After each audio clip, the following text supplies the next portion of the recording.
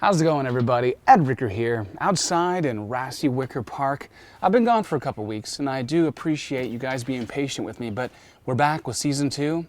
Couple changes, most notably facial hair, or sort of. I'm still a man-child, but anyway. Also, I've got the DJI Spark right here in my grubby paws. So first of all, there it is. Now, I'm sure you guys have seen videos about the Spark before, so I'm not going to go through dimensions and stuff, but obviously it is small and it can fit in the palm of your hand. And the palm of your hand is actually a big component in terms of how you can control this thing, both motion activated as well as landing and taking off from your palm. Now, the Spark is small already, but it doesn't fold up aside from the props folding like this. When the Mavic is unfolded next to this thing, this looks like a little child. Now, one thing to keep in mind about the gimbal here is that it tilts up and down, and it also rolls. It does not, however, have any sort of yaw stabilization. Now, the battery is pretty small, actually, in comparison to a lot of other drone batteries. Now, that's to be expected because, you know, it takes up already a lot of the body of the Spark.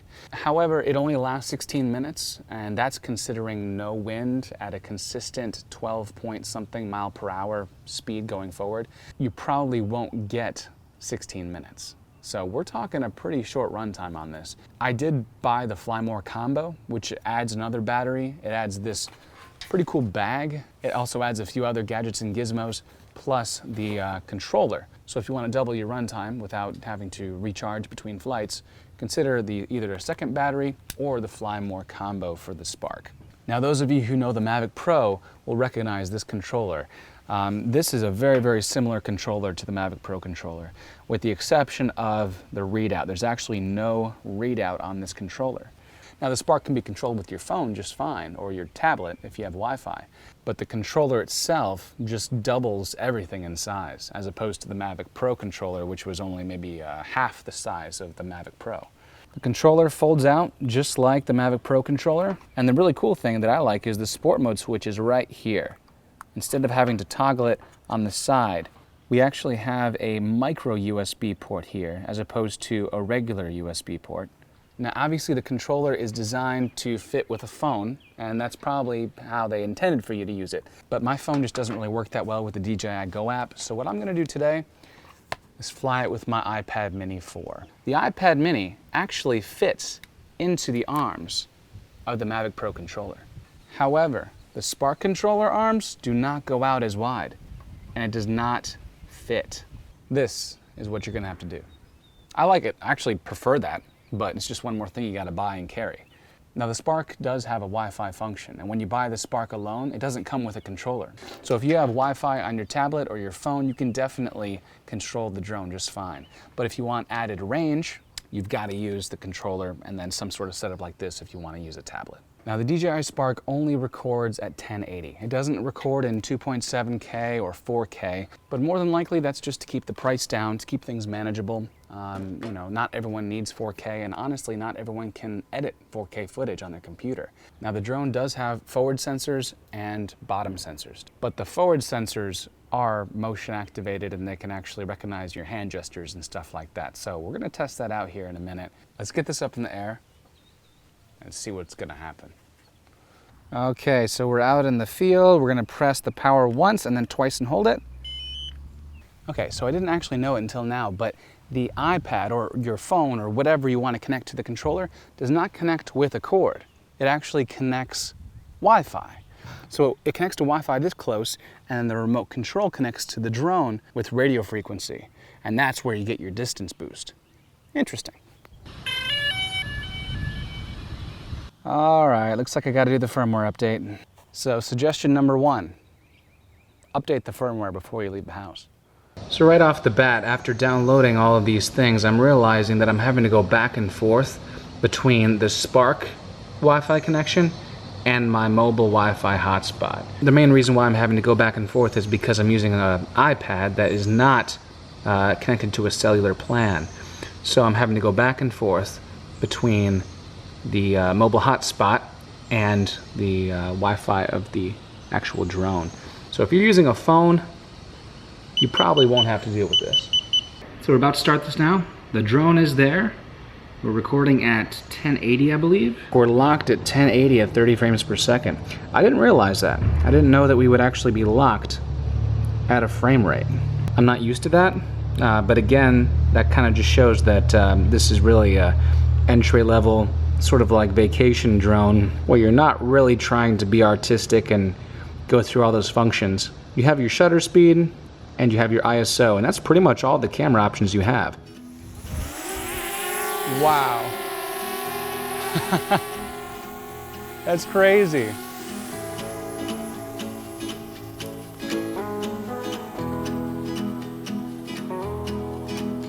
So right off the bat, I can tell this thing has a really high-pitched whine in comparison to the other drones I've used. The gimbal is also very responsive. I'm just gonna have to kind of get used to the fact that there's not a whole lot of camera, customization, and even a lot of controller customization.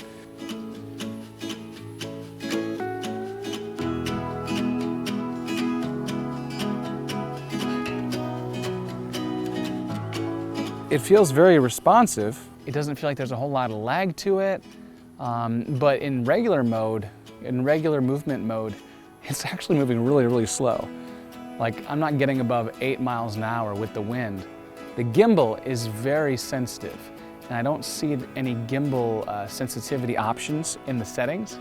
But honestly, because the drone is moving so slow, I kind of like it, It's easy to maneuver, and it's easy to do some more interesting tricks, if you will, or perhaps fly a little bit more accurately, just because it's slow. Now there is sport mode. I'm interested to see what sport mode does. So we put sport mode in. So in sport mode, it actually goes pretty freaking fast. The only thing I'm seeing is the gimbal really can't keep up. We're getting some crazy gimbal rotation, but I'm getting up to 31.5 miles per hour. I took it out of sport mode. I'm gonna do a hand landing here.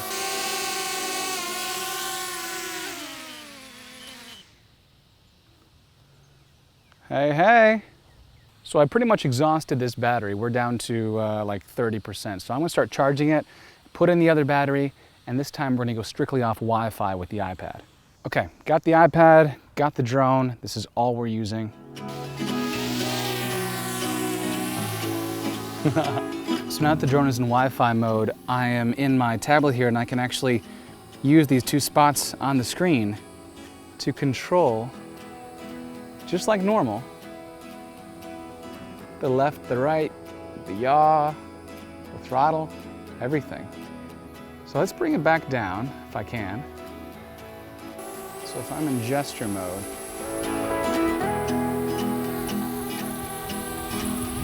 whoa, that's crazy.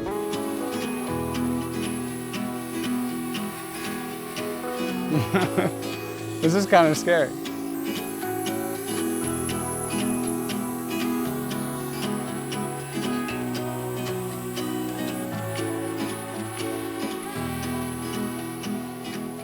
Wow.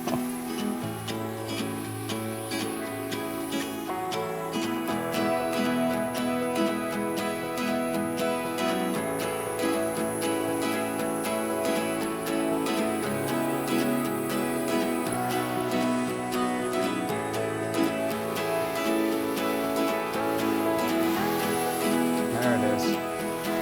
Land. Little windy. Wow. That was all done with gestures. That's crazy. Pretty cool little drone, honestly. For its price point, for its size, the technology in this thing is amazing. The fact that it has the gesture recognition, the fact that you can control it without ever having to touch either your phone or your tablet or your controller, it felt very controllable, very stable. It was a little windy today, and it still kind of held its own. And flying just line of sight was actually a pretty good time with it. So the battery life does suffer quite a bit when you're flying fast and when you're flying in a breeze like this. I did feel like as soon as I was starting to have a lot of fun with it, I realized my battery was low and I had to switch it out. Now, as someone who makes videos quite a bit, I was a little disappointed to see I couldn't change frame rate, couldn't change a lot of different smaller aspects of the camera and recording functions. But again, that's not really what this drone is designed for. With the gesture functions being so intricate and the fact that it's small and it's very, very portable, obviously it's designed for a vacation. It's designed for a first drone, or maybe for your kid, or for something like that. The fact that I have a Mavic Pro means I would probably bring the Mavic Pro in certain cases over this drone, but since I have this, hey, why not? With the gesture function, it also adds a bit of a show-off factor to this too. I can imagine bringing this out around friends and kind of showing them how the gesture function works, showing it to my mom, you know, certain people who they may not really care about drones otherwise, but when they can hold a hand out and launch it and land it on their hands all automatically and control it, that's actually a really, really cool thing. If you're interested in learning more about the Spark, or you're looking to buy one, please go to my video description and check out my custom store links with the DJI store down below. I do get a small commission off of those purchases, and it helps me to create more videos and to buy more products to review for you guys. So I appreciate if you do that. Thank you so much for stopping by. Also, check out edricker.com for all the other drone accessories and equipment that I use on a regular basis. And until next time, happy flying.